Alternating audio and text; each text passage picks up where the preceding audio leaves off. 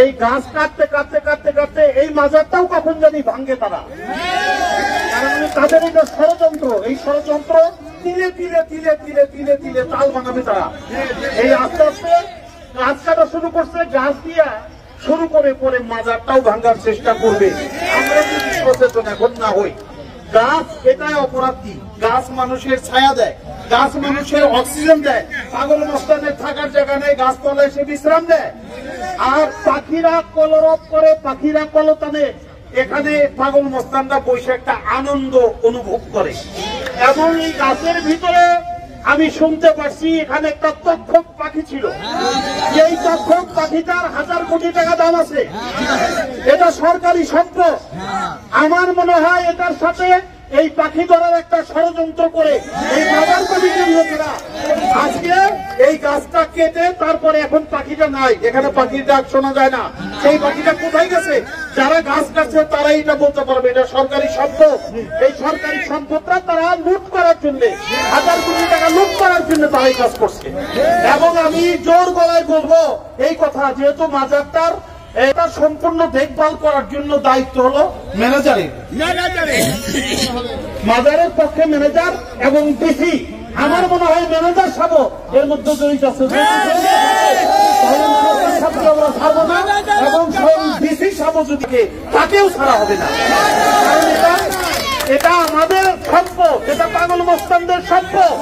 এবং বট গাছ হলো পৃথিবীতে যত প্রকার গাছ আছে, বট বৃক্ষ সবগুলিকে গাছ বলা হয়, বট গাছের বৃক্ষ নাম দেওয়া হয়। বৃক্ষ কেন? এটা হলো সবচেয়ে বড় এবং এটার পাতা খুব পুরু, সুসজ্জিত এবং মানুষগুলো আরামে এখানে থাকতে পারে। এই জন্য এটার নাম বট বৃক্ষ। প্রত্যেকটা মাজারের সাথে বট গাছের সাথে একটা সম্পর্ক আছে এবং সেই সম্পর্কটা আমাদেরকে নষ্ট করে দিল। আমরা দেখেন এই যে মাজারের সিদ্ধি গাছের গোড়ায় আমরা যে মোমবাতি জ্বালাইতাম আগে, আমরা আগরবাতি জ্বালাইতাম আগে, এটা সম্পূর্ণ নিষেধ করে দিছে, হারাম করে দেয়। এটার সাথে এই মাজার মসজিদ কমিটির যারা, মসজিদের যারা ইমাম, যারা পেশ ইমাম, তারাও এর মধ্যে জড়িত। কারণ হইল কি বাবা, এই প্রত্যেকটা মানুষের ভিতরে তিল তিল করে বিভিন্ন দোষগুলি ঢুকায়া ঢুকায়া ঢুকায়া ঢুকায়া বড় করে তারপরে এরকম একটা কাজ সংগঠিত করা হয়। তেমনি আমরা দেখি বৃহস্পতিবার আসলেই মসজিদ থেকে তারা এই মাজার বিরোধী অনেকগুলো কথা, মাজার বিরোধী আলোচনা করে। এখানে মোমবাতি জ্বালানো নিষেধ, এখানে আগরবাতি জ্বালানো নিষেধ, নামত করা নিষেধ, অথচ এই মাজারেরটাই তারা বেতন না, মাজারটাই তারা এই কাজগুলি করতে করতে করতে করতে করতে করতে এখন গাছ কাটা ধরছে, পরবর্তীতে মাজার হবে। আমরা জানি এদের প্রত্যেককে এখান থেকে তাড়াইতে হবে। যারা মাজার বিরোধী লোক তারা মাজারে থাকতে পারবে না, যারা মাজারের পক্ষের লোক তারাই কেবল মাজার পরিচালনা করবে।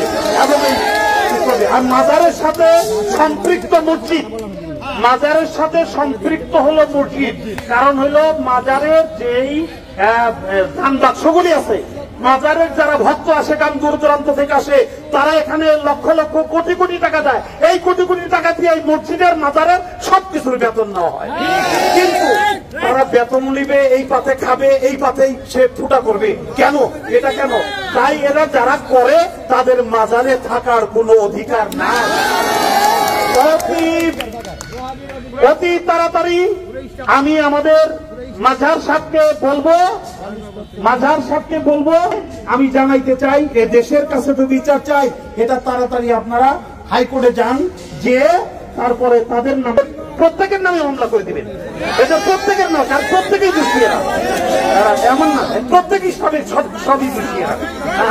এটা আপনারা ব্যবস্থা করবেন, এই আশাবাদ আপনাদের কাছে ব্যক্ত করলাম। বিভিন্ন বাংলাদেশে বিভিন্ন মাজারগুলো, ওলি আল্লাহদের মাজারগুলো যেভাবে ভাঙ্গা ধরছে, এবং ইসলাম নাম দিয়া, এবং তারা প্রকৃত পক্ষে কোন ইসলামের চরিত্র আদর্শ তাদের ভিতরে না। তারা সেই কারবালার প্রান্তরে টুপি জুব্বা পরিধান করে, কপালে নামাজের দাগ নিয়ে, তারপরে নবীর পরিবারকে জবাই করে তারা নামাজ পড়ছে। আর বর্তমানে এরা নামাজ পড়ে মাজার ভাঙ্গার জন্য রওনা দেয়। ওই দল ওই গোষ্ঠী ওই এজিদের গোষ্ঠী এই গোষ্ঠী বর্তমানে একই, তাদের পরিচয় তারা এজিদি গোষ্ঠী, তারা কোনো মুসলমান না। অতএব কারণে তাদেরকে আর ছাড় দেওয়া যাবে না। আমাদের সবাই একাত্র হয়ে রুখে দাঁড়াইতে হবে। প্রত্যেক যে যেখানে যে হালে আছেন সেই অবস্থায় মাজারে যেন আর যদি কিছু করে আপনারা পাগল মস্তান যারা আছে তারা প্রত্যেকেই আপনারা একাত্রবদ্ধ হইয়া তাদেরকে রুখে দিবেন। এটা যদি আর কোনো রুমিল ভাইকে বলবো, রুমিল ভাই এখানে যারা পাগলরা থাকে, যারা সবসময় থাকে, এই পাগল বুদ্ধি একজনকে কথা বলার জন্য আপনি দিয়ে তাদের মনে এই যে দেখেন একটা কথা বলি, এখানে পুরুষ জিয়ারতি শেখ না বাবা, এখানে পুরুষ জিয়ারতি শেখ লেখা না? এই জিয়ারতি শেখটা এটা লক্ষ লক্ষ টাকা খরচ করে বানাইছে কাদের জন্য? যারা জিয়ারতি আসবে পাগল মাস্তান তাদের জন্য তো, কিন্তু তাদের জন্য এক খোলে না। বৃষ্টির মধ্যে এই পাগলগুলি এই ভিতরে ঢুকে থাকতে পারে না, তারা ভিজে এইখানে এই দরজা গেটের গেট তালা দিয়ে তারপর রাখে, তাদের ঢুকতে দেয় না। গাইতে তো দেয়নি না, তারা থাকবো এই জায়গাটাও তাদেরকে দেওয়া হয় না। পাগল মস্তানরা যদি বাড়ি ঘর চিনতো তাহলে কি পাগল হইতো? পাগল মস্তানকে যদি বাড়ি ঘর থাকতো তাহলে কি মাজারে সাজাতো? তাহলে পাগল মস্তানকে দিয়েই তো মাজার, তারা মাজারে আসবে, মাজার ভালোবাসবে, দুবেলা দুমুখ ডাল ভাত খায়, খিচুড়ি খায়, যেটা খাবে এখানে তারা একটা ভালোবাসা পাবে। এই জন্যই পাগল মস্তানরা থাকে। যাগো আশ্রয়হীন যারা তারাই পাগল মস্তান হইয়া মাজারে আশ্রয় নেয়। আর তাগো আশ্রয়ের উপলক্ষে তারা এতগুলি টাকা খরচ করে এখানে জিয়ারতে শেড বানাইয়া এখন পাগল মস্তান গো ঢুকতে দেয় না, তালা মারি দিছে। তাদের উদ্দেশ্য ছিল কি? উদ্দেশ্য ছিল এই, তাদের উদ্দেশ্য ছিল এই, এখানে এই খরচটা দেখাইয়া তারা যদি 20 লক্ষ টাকা খরচ করে এখানে 1 কোটি টাকা খরচ দেখাইয়া বাকি টাকাটা লুটপাট করে খাবে। এই জন্য তারা এটা করছে। না হলে পাগল মস্তান জন্য এটা খুলে না কেন? এটা যেন খুলে দেয় এবং এখানে যেন পাগল মস্তানদের ভালোভাবে বিচরণ করতে পারে, থাকতে পারে, এবং যেন গান বাজনা পাগল এই মাজার শরীফ এবং গান বাজনা এটা একাকার। যেই মাজারে গান হয় না সেই মাজার কোনো উজ্জ্বলতা হয় না। আপনি দেখেন গান বাজনা হইলে বিভিন্ন এলাকার লোকের আসে, আশেপাশের যত দোকানদার, যত মোমবাতি আগরবাতি পান চা যারা বিক্রি করে তাদেরকে যদি আজকে মানুষ বেশি হয় তাহলে তাদের বেচা বিক্রি বাড়ে নাকি? তারা বেচার বিক্রি বাড়লে তাদের স্বাচ্ছন্দ্যের জীবনটা চলে যায়। তারা লক্ষ লক্ষ টাকা দিয়ে দোকান ভাড়া নিয়ে তারা এখন বসে বসে মেও করে, মাজারের লোক আসে না, এই জন্য তারা বেচা বিক্রি করতে পারে না। তারা একদিকে ক্ষতি করে নাই, অনেক দিকে ক্ষতি করছে। এখন দোকান ভাড়াটা পর্যন্ত ঠিক মতো দিতে পারে না। দোকান ভাড়া আমরা চাইতে গেলে দোকান ভাড়া দোকানদার কয় যে আমরা বেচাকেনি করতে পারি না। হ্যাঁ, তারা এই অসুবিধা তারা আছে। আর পাগল মস্তান তো এখানে থাকতেই পারে না।